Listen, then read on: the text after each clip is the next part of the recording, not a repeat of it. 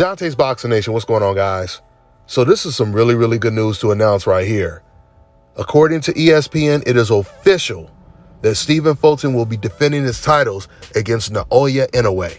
For boxing fans, this is the best news. For old media and the rest of the race fans, this is the worst news ever. Because I'm telling you guys right now, just think about this. With all the boxing writers and analysts, how many of them that praise Inoue have you ever heard them say, as a boxing fan, I would love to see Inoue versus Stephen Fulton? We've never seen any articles like that, at least not before Inoue starts saying that he was targeting Stephen Fulton and he was moving up, right? Now, when Shakur Stevenson was fighting at 130, we constantly heard boxing analysts, old media boxing analysts, we constantly seen old media writers saying they want to see Shakur Stevenson versus Devin Haney. But yet the fighter that they will try to convince you is actually better than both Devin Haney and Shakur Stevenson, which is Inoue, according to them, they never wrote articles saying that this is the fight that the fans want to see. This is the fight that they personally want to see. And it's so crazy because this is American media we're talking about that was ignoring the possibility of a fight between the Japanese fighter and the American champion, Stephen Fulton. So you can really understand how disrespectful this is. Imagine if the roles were reversed, right?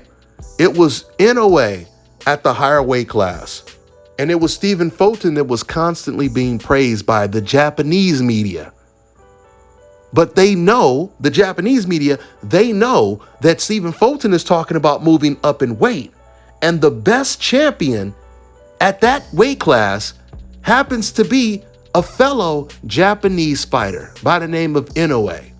Now imagine if Japan, they never even inquired about that fight. They're covering the American Stephen Fulton's fights, right? And they don't even mention the Japanese fighter as a future possible opponent for Stephen Fulton. This is exactly what America did to Stephen Fulton. America's old media was hoping that the Japanese fighter would never have to fight the American champion, Stephen Fulton. This is the last thing old media expected Inoue to do. They thought that Inoue was the only fighter that was going to remain in a division that is extremely safe. Because if Inoue would have stayed at 118, he would have never been in a ring with anyone that really posed a serious threat. After all, remember, the best name on Inoue's resume was a 40-year-old Noito Donaire. Old media felt as long as we can keep him in a division where he's safe, we can continue to mislead the public saying that he's the best in the world, he's number one on the top 100 list and everything else they wanted to say.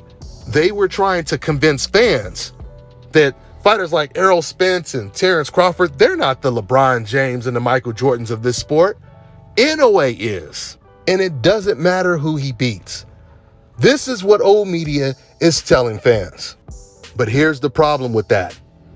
Every single time old media puts an overrated fighter above fighters that should be rated higher, you know what happens?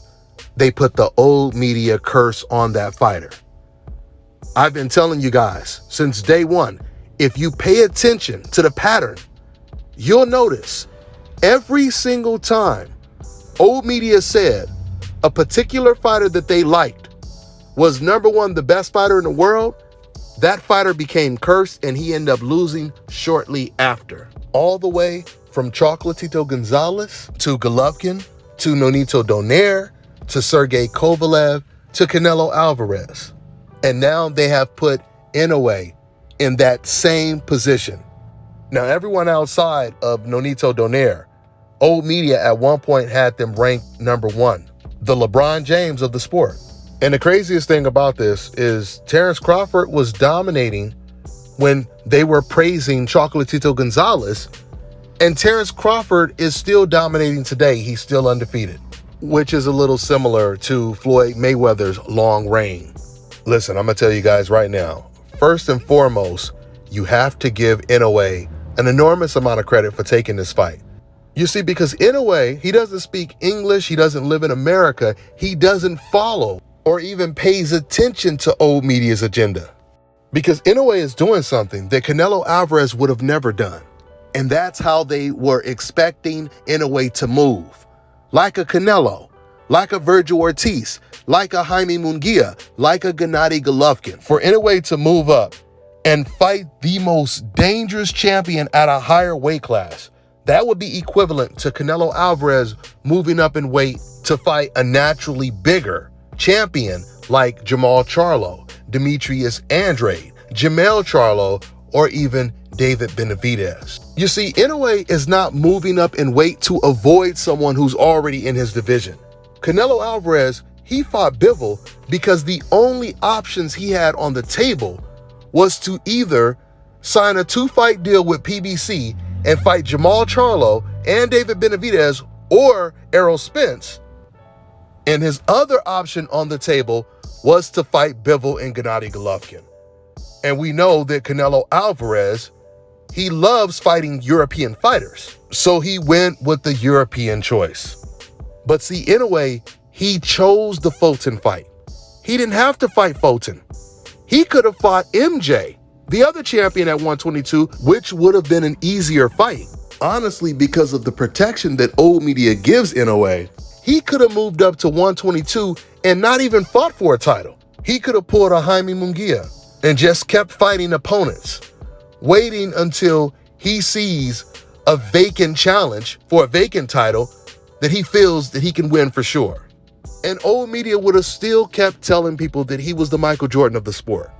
Anyway, he chose to go for legacy. He truly wants to be great. Instead of using code words for excuses not to fight Fulton, like saying things like, Fulton is a horrible fighter, and that's why I don't want to fight him, Inoue definitely proved that he wants to be great. But I'm going to tell you guys something right now. When it comes to this fight right here, so far we have 3 big significant fights of the year. We have Gervonta versus Ryan Garcia. We have Haney versus Lomachenko, which should be announced pretty soon. And now we have Stephen Fulton versus Inoue. And I'm going to tell you guys right now, I truly believe out of those 3 fights, Fulton has the easiest opponent. I'm going to go into far more detail when we get closer to the fight, and I'm going to do a complete breakdown and explain and show you guys exactly why I don't really see Inoue having too much of a chance in this fight, outside of a puncher's chance that anyone with these 8-ounce gloves will have. But unless you have some type of Deontay Wilder type of power, I don't do too many predictions, but I'm not going to base a prediction off of somebody's puncher's chance. I want to base it off of overall skill set, what you do really well and what you do poorly. And when I look at that, I don't see Inoue having too much of a chance in this fight. I think Inoue's style is going to be tailor-made for Stephen Fulton's style. So with that being said, I'm going to wrap this video up. Like I said, I'll be talking a lot more about this fight as we get closer to it. But that's all I got for now, guys. I'm on to the next one. One of the most anticipated dog breedings has finally been confirmed. The pups from this pairing of Zeta and DMX will be born very soon. We are now accepting deposits. Our pups will come with ears cropped and a 2-year health guarantee. Get ahead of the pack on purchasing a puppy by contacting NWA Cane Corsos on Instagram at NWA Cane Corsos. Call or text 479-326-1603 with any questions. A guard dog is your first line of defense. These will be the right pups for the job.